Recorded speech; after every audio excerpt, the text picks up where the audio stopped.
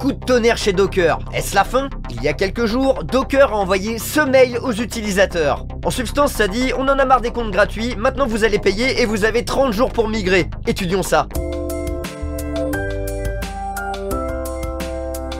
Bonjour à tous et bienvenue dans CursedLab. Dans plusieurs précédentes vidéos, nous avons vu comment utiliser Docker comme une solution simple pour installer des logiciels et des services. L'annonce de Docker a bien évidemment divisé les utilisateurs, notamment dans le monde de l'OSS, Open Source Software, c'est-à-dire des gens qui, comme moi, proposent des logiciels gratuitement pour la communauté. Si d'ailleurs certains de mes logiciels vous servent ou mes vidéos, n'hésitez pas à me faire un don sporadique sur une des plateformes de dons pour soutenir mon travail, ou me soutenir sur Patreon pour me soutenir régulièrement et avoir accès à du contenu exclusif. Quelques jours plus tard, Docker a publié cet article sur son blog concernant le dernier mail.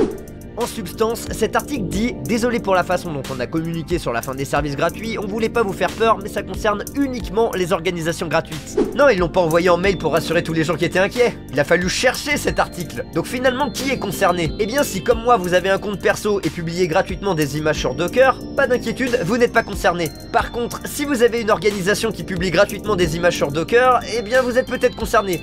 Comme moi. Et pour le vérifier, vous allez pouvoir aller sur cette URL. Si vous voyez Docker Free Team, c'est que vous êtes concerné et que l'organisation va disparaître si vous ne payez pas avant le 30 avril. Et malheureusement, c'est mon cas pour une de mes organisations qui propose des services à destination des professionnels. C'est-à-dire que désormais, il va falloir que je paie pour proposer gratuitement des logiciels à des entreprises qui, en partie, gagnent de l'argent grâce à mon travail. Cool, hein? Alors même si je comprends que la maintenance d'un service coûte de l'argent, je suis également concerné en tant que créateur de logiciels, je trouve que l'orientation de facturation est un peu discutable. Ça vous rappelle rien de l'actualité? Heureusement, Docker a prévu un formulaire de demande pour passer votre projet en compte OSS gratuit pour justement éviter ce problème de facturation.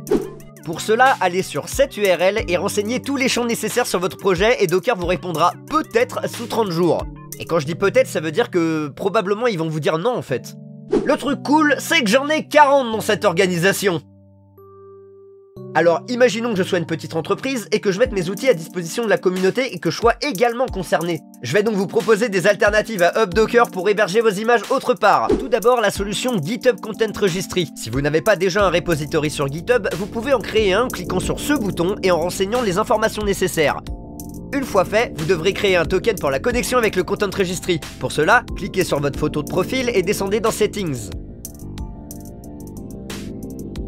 Ensuite, cliquez sur l'option Developer Settings.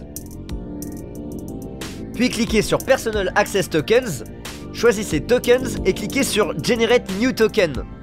Renseignez les champs nécessaires en prenant bien soin de sélectionner les droits d'écriture sur tous les repos. Et enfin, générez votre token.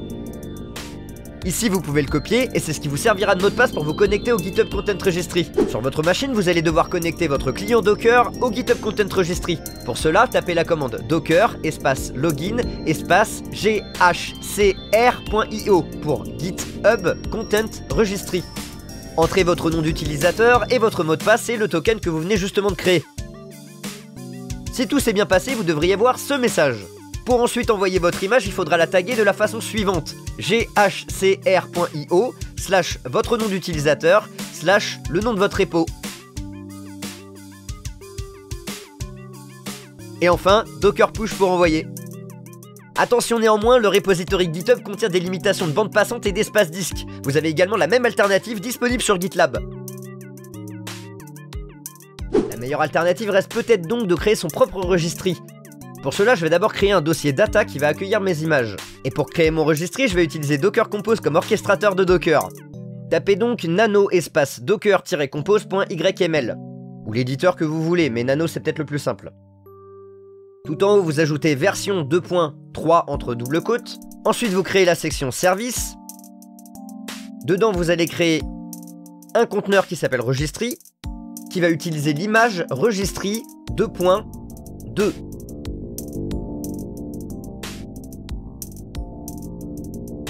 Ensuite, il va falloir ouvrir les ports. Le port utilisé par le registry par défaut, c'est le port 5000. Mais comme on veut que ça soit accessible sur le web, on va donc mapper le port 80 avec le port 5000 en utilisant la syntaxe -espace double côte 80 2.5000 double côte. Ensuite, on va rajouter les variables d'environnement. Première variable d'environnement, registry underscore storage underscore file system underscore root directory. Que je vais mapper sur /data. Ensuite, je vais monter mes points de montage. Donc dans la section volume, je vais monter le dossier local ./data vers /data.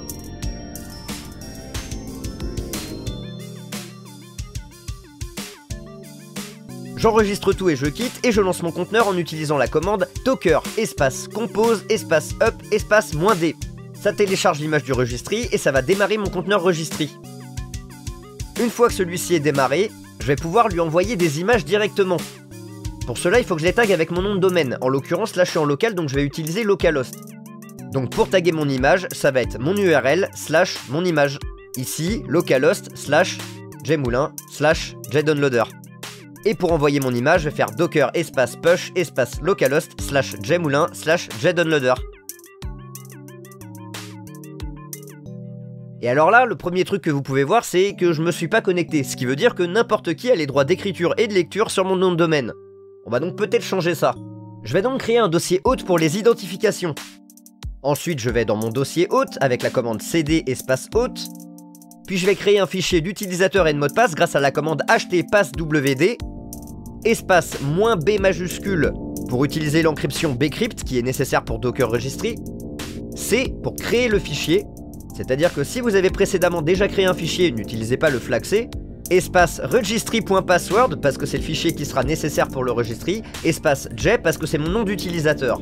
Et comme j'ai oublié d'installer htpasswd, on va donc l'installer grâce à la commande sudo espace apt espace install espace apache2-utils espace -y.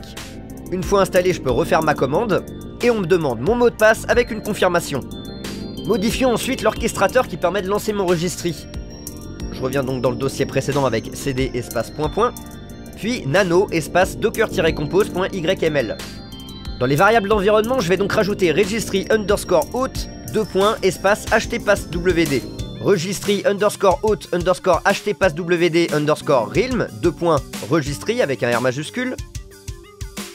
Et registry_hôte htpasswd pass /hôte /registry.password parce que c'est le fichier qu'on a créé.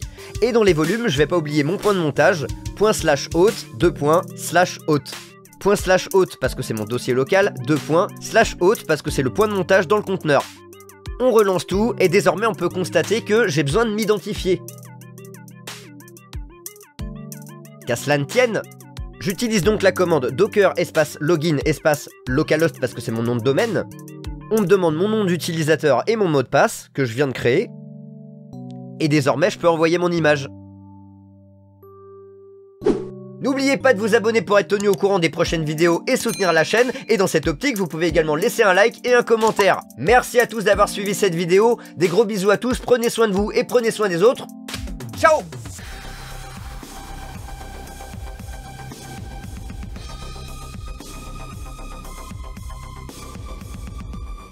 Merci aux patrons qui m'ont soutenu ce mois-ci pour créer cette vidéo. Vous pouvez me rejoindre sur patreon.com/jmoulin pour soutenir mon travail financièrement.